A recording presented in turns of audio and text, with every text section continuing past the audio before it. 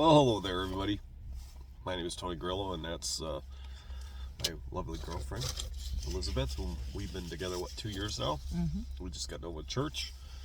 And I'm going to make a quick intro here and talk a little bit about the church sermon, which was a pretty great message about Jesus and what he had to say about love, especially when it's a person that is really hard to be around, or what do you do in that situation? And Jesus had a really good answer for that. But one of the things that we were talking about a little bit too is that Jesus wanted to break down the barriers. The Pharisees were the religious leaders, and they had a million different rules, and Jesus would sit there and he was saying, the rules are what are creating walls between everybody. And he would just, they would have rules where, you couldn't sit with certain people, that were considered unclean, and you couldn't, and then Jesus would go sit with those people. You couldn't heal people on the Sabbath, and Jesus would heal people on the Sabbath. He'd be like, every day we should be doing good. And we were talking a little bit too about us, like I'm, she's Latino and I'm American, right? I guess. And, I guess. yeah. And, our having her in my life is just, her culture, her music, her food, has been a real blessing, for me, and opened up a whole new world that I didn't even know existed, that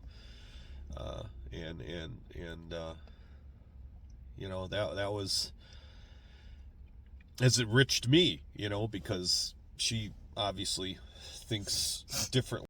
So, Pastor was talking, shared this story here with all of us. Maybe most of you might know about this story. I never heard of it until they brought it up in church, but now Netflix is going to make a movie about a grandma, and this was December 2nd, 2021. So I don't know if that movie has been made yet or not. I haven't heard about it, but Netflix making a movie about grandma who accidentally invited a stranger to Thanksgiving dinner. And this is a real life story about these two right here. 6 years ago, a grandma in Arizona mistakenly invited a stranger to her Thanksgiving dinner. What started as an accidental text message, a humorous exchange that quickly went viral on social media, has turned into an unlikely friendship and a heartwarming holiday tradition. And now Netflix is turning the feel-good story into a film. The Thanksgiving text, okay, I guess we'll have to catch that on Netflix if we can find it, will recount the true tale that began in 2016 when Wanda Dench thought she was texting her grandson to check if he would be coming over for Turkey Day. Apparently, she had the wrong cell phone number. She accidentally texted Jamel Hinton, a high school senior at the time, who accepted her invitation anyway and has attended her feast every year. He received a text from an unknown number inviting him to Thanksgiving dinner at 3 p.m., but that's neither here or there. When he asked who it was, she responded, "Your grandma." And after she sent a selfie, he replied, "You're not my grandma," and jokingly added, "Can I still get a plate though?" And she texted back, "Of course you can. That's what grandmas do. They feed everybody." And then since then, he's been posting, Jamel Hinton, he's been posting pictures of their Thanksgiving meals together. Like there's him and he had a new girlfriend right there. And there he is with his girlfriend and the grandmother. And then the guy in the background is her husband. And there's been some stories there. Apparently, the happy times is when he met his girlfriend and he brought her over. And then apparently she lost her husband not that long ago. And he died. And so they also shared some sad Thanksgiving messages. This is the Bible teaching that we got from our pastor today. It was from Mark 2. And basically, Jesus forgives and heals a paralyzed man. And they couldn't get to, they could not, and we read about this from Mark. Mark writes about this. And so they actually cut a hole in the roof, and they lowered that man down to Jesus, and he made him walk again, the paralyzed man. And then here's where we get to the part about love, where Jesus calls Levi and eats with sinners. And once again, Jesus went out beside the lake. A large crowd came to him, and he taught. And then as he walked along, he saw Levi sitting at his tax collector's booth. "Follow me," Jesus said. And Levi got up and followed him. Now, back in those days, a religious leader, if it was a great honor for a religious leader to or a Pharisee or teacher, a Pharisee, any of them, if they saw somebody and they asked them to follow them, then that was considered a huge honor. And Levi was probably surprised. Levi being the most hated man, tax collectors were not well liked in Jerusalem at all, because they collected the money for the Roman government, and then they got rich off the people that they were collecting taxes on, their fellow Jews.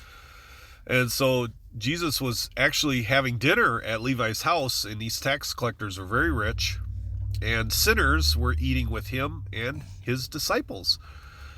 And there were many who followed him. And when the teachers of the law, the Pharisees, saw him eating with the sinners and the tax collectors, they asked his disciples, "Why does he eat with tax collectors?"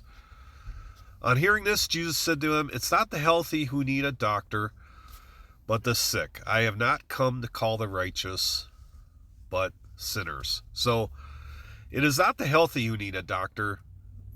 It's the sick that need me. So I have not come to call the righteous, but I've come to call the sinners. And basically, he's calling on everybody, because nobody is righteous.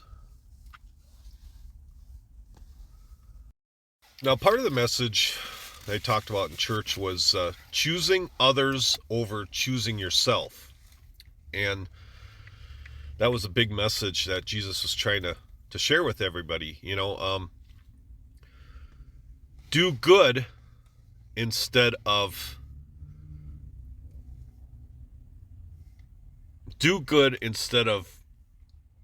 calling out righteous. I screwed that. Yeah, basically what Jesus was saying was he wanted to tear down the barriers.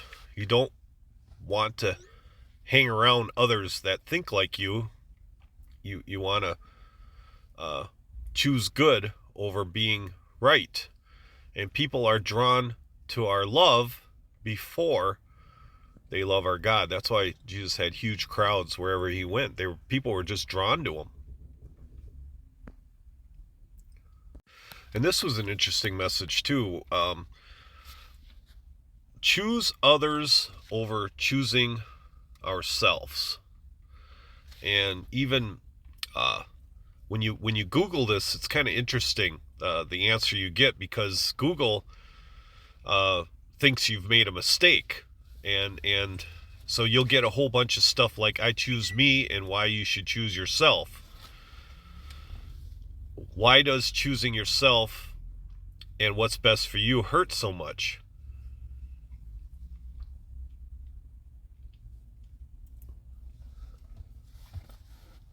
What it means to choose yourself.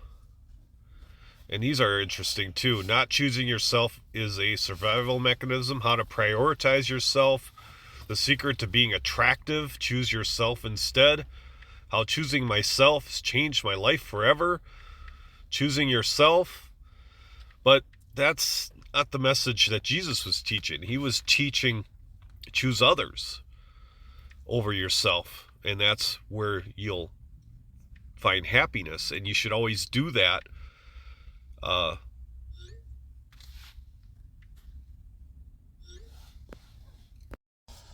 So we went to church today, and we just got a burger at Cops, and it was a very interesting message. I know I had a situation, what was it, earlier this week at Walmart, where um, there's a gentleman there that works there. He's up there in age, and kind of, he has his days where some days he's in a great mood, and other days not so much. Like everybody, we all have our good to bad days. I have them myself, but he can be a little gruff at times, and the way he talks to other people, especially fellow employees, and I'm sure he's, probably nobody says anything to him because he's up there in age, and he's has a stroller when he walks around. That's how he gets around. And if he's a little bit crabby or gruff around people just kind of let it go. And I had a bunch of stuff that I'd gotten off the FedEx truck, and I had to put it on some shelves. It was office stuff. And so I had brought it over down the aisle to where the office supplies stuff was.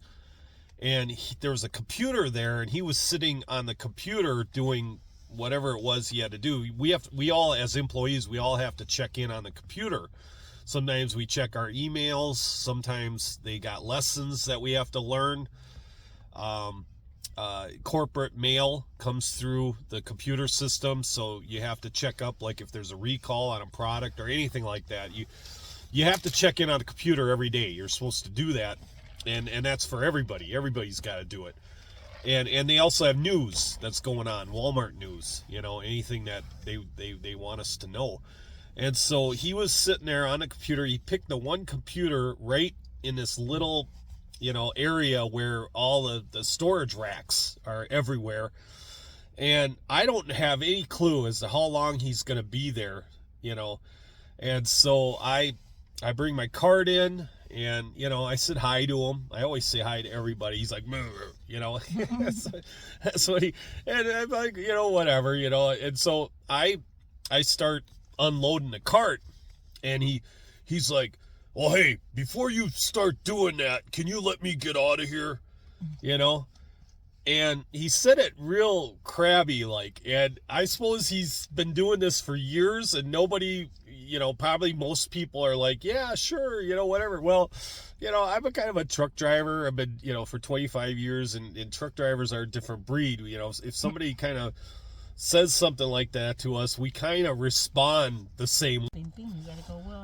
So anyways, long story short, I responded. I said, well, I had no idea how long you were going to sit there. I thought maybe you're going to be there for another hour. So I need to get these things unloaded. And then his response to that was, because I was kind of gruff right back to him, I kind of gave him back his own medicine. And then he pulled this thing. He says, things aren't going very well for me, like I need to take it easy on him, that's that. He pulled that card on me. And I just said, hey, I just kind of gave it back, and that's kind of how we left it at that way. I have never had any more problems from that guy. From here on out, I see him all the time. I see him every day. In fact, we work in the same department under AP. He has not said anything else to me, or like, gruff been anything, because he kind of knows I might do it back to him. So he's like very careful around me. But I know that's not really the Christian message that Jesus is putting out there. I need to be, like Jesus drew everybody in with love, and that's what I was just getting around with this video. So anyway. So the message from my church today, and how I should have handled my grumpy co-worker, is I should have done what Jesus would do, and that would be to invite a person to the table and sit down with them and have lunch or dinner and just talk.